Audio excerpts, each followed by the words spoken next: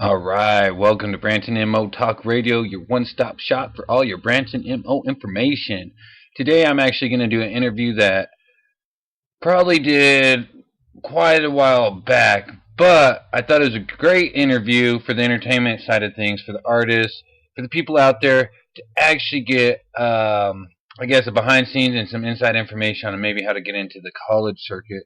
I know there's a couple colleges around here in Branson, and in the Missouri area, and there's a lot of musicians, so it may help you out in trying to figure out the best route to go when trying to get into certain circuits and industries. This was one of my first interviews, so I was really nervous because this guy had been around the industry for such a long time. Not only has he been in the industry, he's been on the radio, he's been has done huge productions, so it's kind of intimidating to me, especially being new.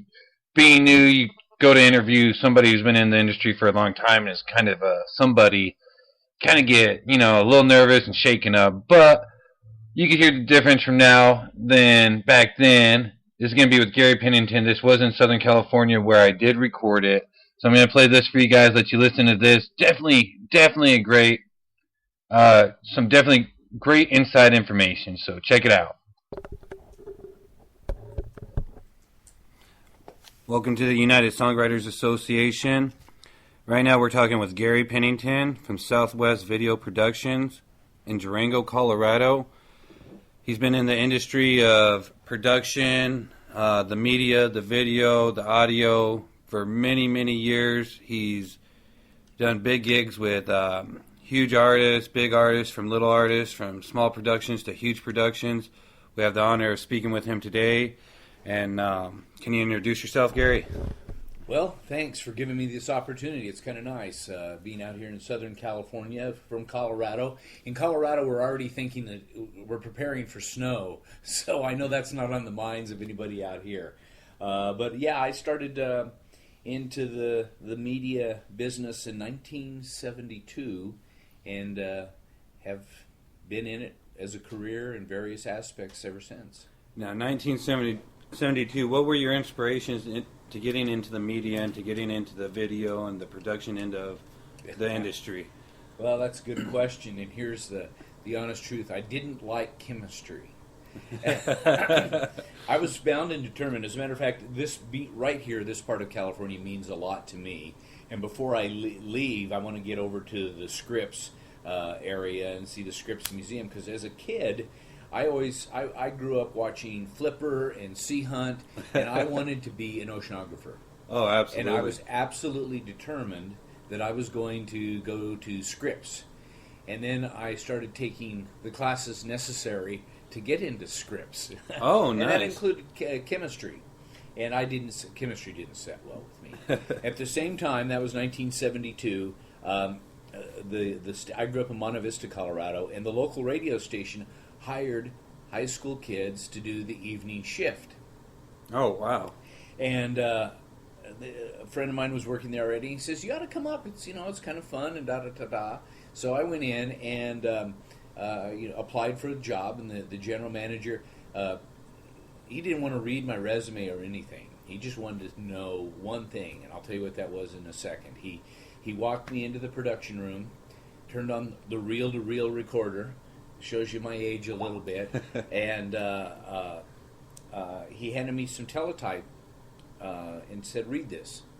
And he said, "Read about 5 minutes, and then shut it off, and then come get me." So he started the recorder going. I took this teletype paper, it was newsprint, and read, and shut it off, and he came in, rewound it, listened to it for, not very long, a minute or so.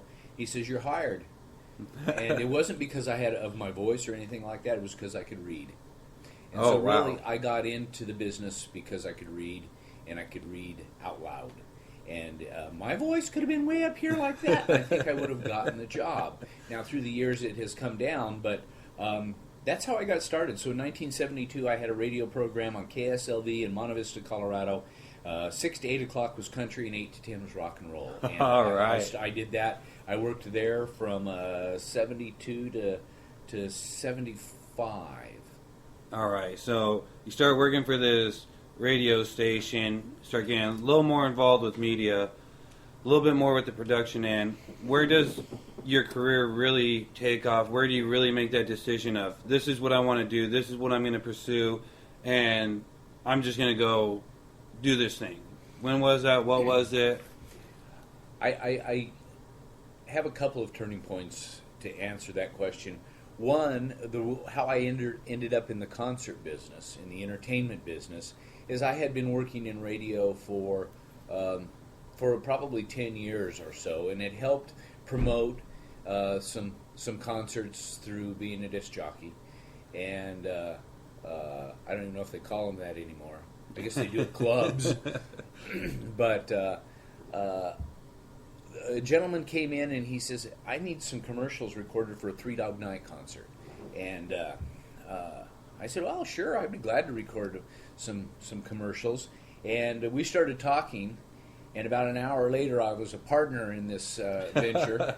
And that kind of kicked me off into the concert business. So I started doing production. I thought I was going to be, this big-time concert promoter. And I lost my butt doing several promotions in the early days. But I liked it, and I got the bug, and I liked the music. I'd been playing the music for years, and I really was getting it, and seemed to have a knack for it. And that turning point got me into concert production, and then I started working for Fort Lewis College in Durango, Colorado, in 1984. I had worked for about 12 radio stations before, from 72 to 84, and had really enjoyed it. But then I had a chance to get into media production. I was always interested in television, and that gave me a chance to get involved with the video part of the business. And so I worked in the media center at the college for 12 years, built a television studio, did a lot of promotional videos for the college, have done outdoor videos up in northern British Columbia, where we would truck all the equipment in to Watson Lake, Yukon, and we did fishing videos, hunting videos, promotional outdoor videos, those types of things, and where the only way to get around was on horseback or by pontoon plane. And so I started my bigger first video projects were in the wilderness up in the Yukon and northern British Columbia. Oh, wow. So that was a kicker. And then they built a concert hall at Fort Lewis College, and the president had known I'd been producing concerts on the side for a while. And they were going to run a job search for a manager, and they weren't quite ready. He says, would you like this position as an interim position for a year, and you can come back into the media department, or you can run the concert hall in a year. Let's see how a year goes. Well, the year went really well, and I took that concert hall. It was under construction, but it hadn't broke ground yet. And we opened in May of 1997. I started working on the project in March of 96, and preparing for the grand opening and writing all the policies and guidelines for running a concert hall. Went out and did a little research. Actually, a lot of the information I ended up using came out of Cal Poly in San Luis Obispo. They'd opened in 1996 their very nice performing arts center, and I'd gotten to know the manager there, and so that kind of evolved. And then the rest just kind of has flown by. In the time I was at Fort Lewis, I oversaw more than 1,200 productions, and that was at various stages. Sometimes I was just the facility manager. 400 or 500 of those, I was the promoter, but from booking it, picking the talent, and taking it all the way through. So wow, that's a lot of work. A lot of work. So, United Songwriters Association likes to try to help our artists and try to help the general public out there try to figure out better ways to get their name out there, maybe to get in certain booking circuits. I know you're pretty familiar with the college circuit and how that all runs. A couple questions I have is, what would you look for when you'd be booking an artist for the type of event at the college, or to book an artist at the college? What type of criteria would they have to have, or what would you look for that would separate one artist from the the other artists? Well, I guess I'd have to break that down into the demographic that I wanted to go after, because you cannot generally please everybody with all the time. So I would pick for the college students. I would bring the college students into it. I wouldn't know exactly what the current college sound was. I don't know what it was like when I was in college, which is what I would start to book when I was starting to book shows, and that was, mostly 70s rock and roll, 70s country and western when I first started. But the college is a whole new game. There's lots of ways to go about it. The internet obviously wasn't around when I started, and now it's the game. It is how to get the exposure and get things going. Well, definitely. Once we get the exposure online, or we do get to a college or facility, and say we have two artists that meet the same demographic of what you're looking for, and what would be maybe one factor that would separate one artist from the next? Maybe a little bit more established, maybe he had more followers, maybe he had a better look, maybe he went with a theme and somebody, the other artist didn't go with a theme, he's just more plain. Would anything like that stick out to you more or less? Or Well, if you look at it from the business side, you sit down and you watch the bottom line. Who's selling tickets? If you have a budget that will absorb the losses, if you don't get to break even or a profit margin, then if you have that budget, then you can give some new upstarts a shot. If you don't have the budget, and most colleges have a budget that is put out by the Student Activities Council that allows them the flexibility to try out new artists. I never had that flexibility, so when specifically for that question, I would watch box office scores, and I went by my gut. It was a gut reaction. Who was the demographic I was going for? How was I going to market to that demographic? And was I going to be able to get the numbers to make it work? What events are going on to go up against me? What's the competition doing? You try to stay away. I mean, I would do a rock and roll show if there was a country show going on the same night, because they were two different demographics, two different audiences. Absolutely. But you walk on that with eggshells, and you did. Like you're walking on eggshells, and I did that in a small rural. I mean, Durango, Colorado is small. Fort Lewis College is only 4,400 students. The county of La Plata County, where I live, is 50,000. Well, smaller than the city of Oceanside. Exactly. It's a whole different ball game out here. It's a different. You got to be really specific, really succinct, and it's like throwing darts. Each demographic, each part of the country, each little market is a little bit different. All right. Well, let me ask you this. Say we are a band or we are an artist and we do want to try to get into the college scene and to the college circuit. What department would we go talk to, or who would be the best person with your advice and your experience do you think would be the best person to talk to as far as trying to get in? The Student Activities Council. Usually there'll be a student advisor that'll take you down to there's a person at each college that is programming the student programming board, and I would get down and find that person that is actually on a committee of students that are picking the talent and the entertainment, and I would get to that person. All right. So, through all your experiences, through working through the college circuits, to what you're doing now, what has been your biggest project? I'll ask you first. What has been your biggest project that you have done or that you have been involved with? Well, I'm going to answer that two ways. The biggest one that I personally have been involved with was probably when I started bringing the larger country acts into Durango, the Merle Haggards, the Willie Nelsons. My last show in Durango was in 2009. It was Lyle Lovett and his large band. Before that, I did a show with Stephen Stills. It was very successful. Oh, wow. And Charlie Daniels.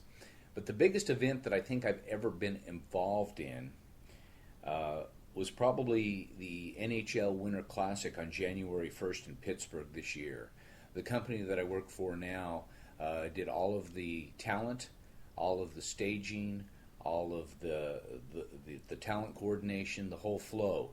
So we were in Pittsburgh for a week, and we put on helped NBC and the NHL put on the Winter Classic, and we're working on going back to work on the Winter Classic again this year. But that one was a big team, a lot of moving parts, a lot going on, live television. Things are much different. A lot of moving parts. We had Styx, Hinder, and the Clarks, which is a regional band out of Pittsburgh that was the talent. It didn't snow in Pittsburgh. The funny thing about that, when you saw it on television, it was theater. It looked like this nice winter scene, but it was 55 degrees that afternoon, and that hockey game got moved to the nighttime because the ice was melting. And we had to, so we went up into New Year's night, and we drew the largest ratings that hockey has ever drawn that night. But mainly because we got moved from the afternoon into prime time, and we butted up against the evening local news and Saturday Night Live, and so it brought some viewers to the television program. But the thing that, when you look at it, where I was going in the first place, is we had these rolls, massive rolls of cotton to make it look like snow. There wasn't a drop of snow anywhere near the stadium, and if you just were to see it on television, it looked like a winter wonderland.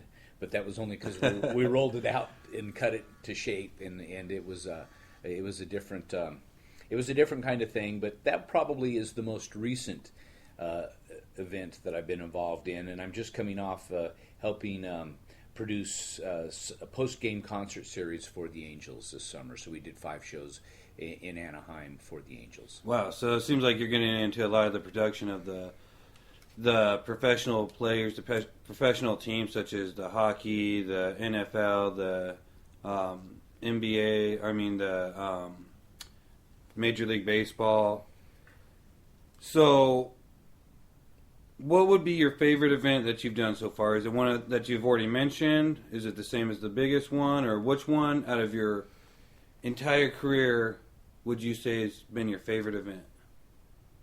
That's I would narrow it down to, we did the Beach Boys in Durango in a rainstorm. Ooh. And there was only 2 days that it rained in Durango, Colorado. It was June 4th and June 28th, and my concert with the Beach Boys was on June the 4th. So we put on a Beach Boys show. They did a great show in the middle of a rainstorm. The day before, it was 80 degrees. The day of the concert, it was in the 40s and raining and cold, but we still had a couple thousand people that stuck it out and partied in the rain. That one I'll never forget because it was a massive amount of work, and just within minutes of them going on stage, we're watching weather patterns and weather forecasts to decide if we could even pull the show off. And the Beach Boys were great, and they came to do the show. So it was cold. They're here. You'd think they're used to playing on beaches and in the sunshine. For that show, it was cloudy, it was drizzly, it was wet, and they played 101 minutes and cranked out a fantastic show. Wow! So that was memorable. Yeah, definitely. It sounds like it. Definitely sounds like it. So, through all this, who were your biggest influences to keep you going? Seems, in my opinion, you're a true success story, from starting in a low radio station up to doing the big productions now. Who has been your biggest influences along the way? I know different stages of life, you probably had different influences. Who were some of the biggest ones that you could think of? Well, there'll be people that nobody else will know.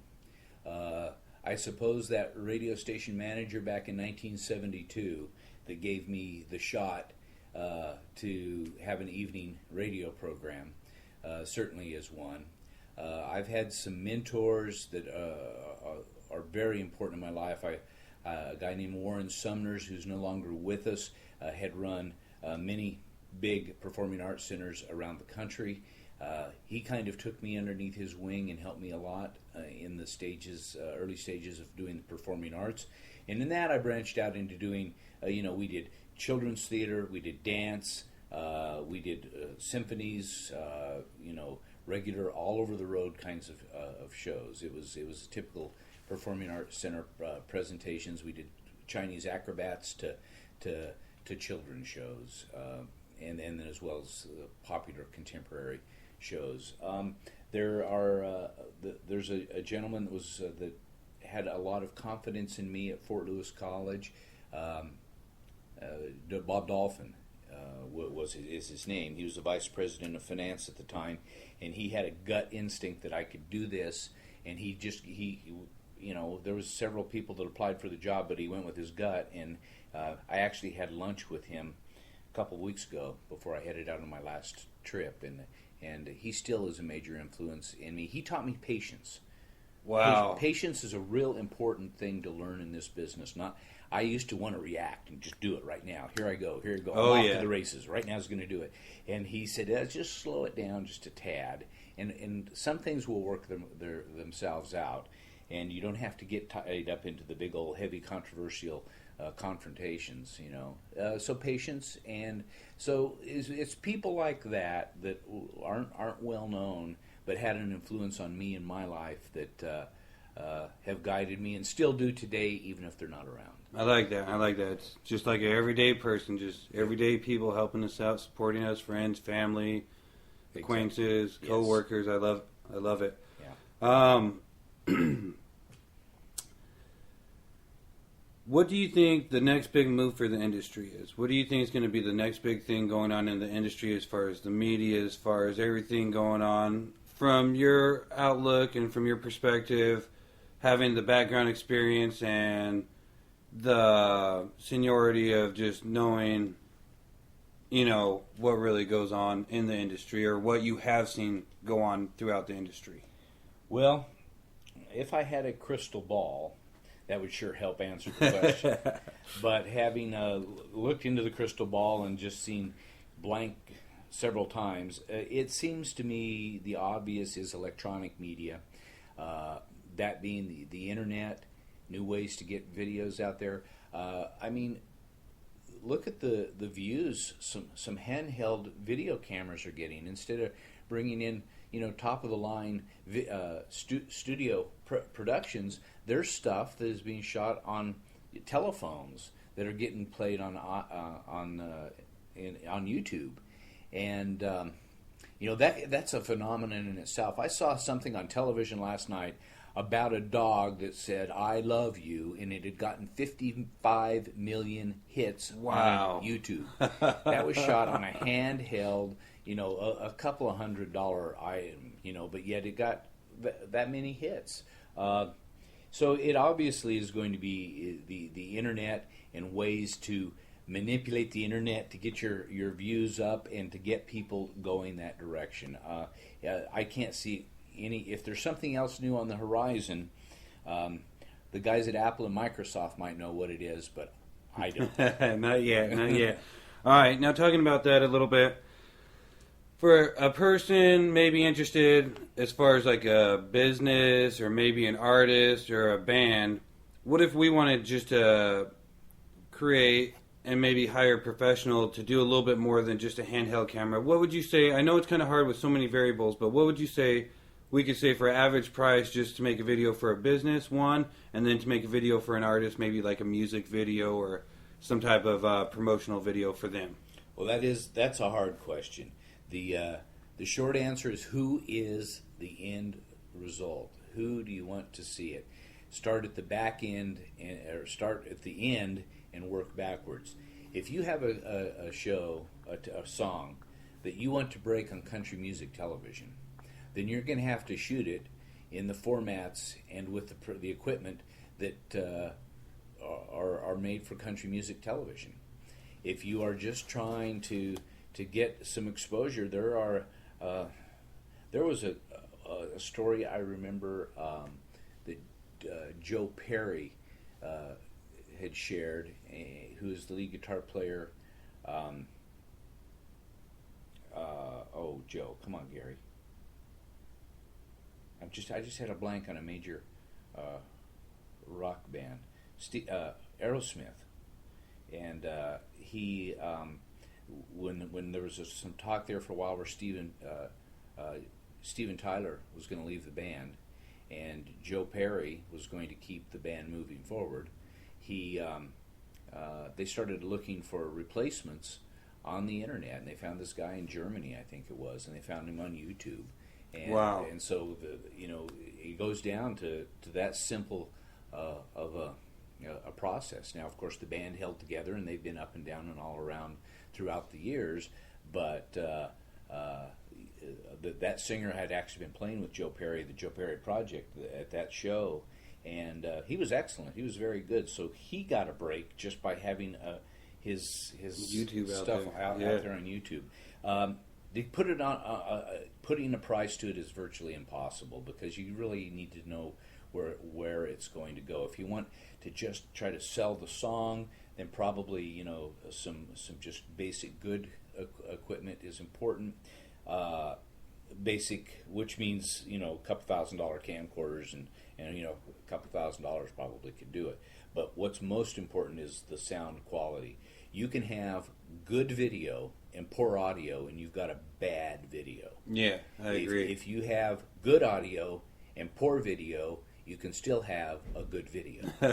Because what's selling it is the sound, and it's always been the case in all the stuff I shoot video-wise. The sound is the key. You can have the cleanest high resolution video, but if it's garbly gook audio, nobody's going to want it. Oh yeah, absolutely. I agree, especially if you're doing the big productions or big shows for the Angels or some other big corporate name out there. They're definitely going to want the nice sound, but also the production wise, so it's important to have both. But I agree, if you didn't have that sound and it was just a whole bunch of people dancing down there, it wouldn't be what it was. So right. Well, definitely. And you have to pull it off at that level. I mean, the people have to leave having had a good experience. And we had 5 good shows with the Angels this summer, and hopefully they'll have us back to do some more next year. I feel that that's the direction we're going, but I'm also not the corporate marketing director at the Los Angeles Angels of Anaheim. Absolutely. So we definitely appreciate you coming on the show with us today, talking with us. You gave a lot of great insights. Also, great advice. If people want to contact you, if our viewers want to contact you, maybe get a hold of you, maybe they're interested in doing some video production or maybe need some help with some audio or something, media in general, maybe have you do some commercials for them or a radio show, what would be the best way to contact you and how could they get a hold of you?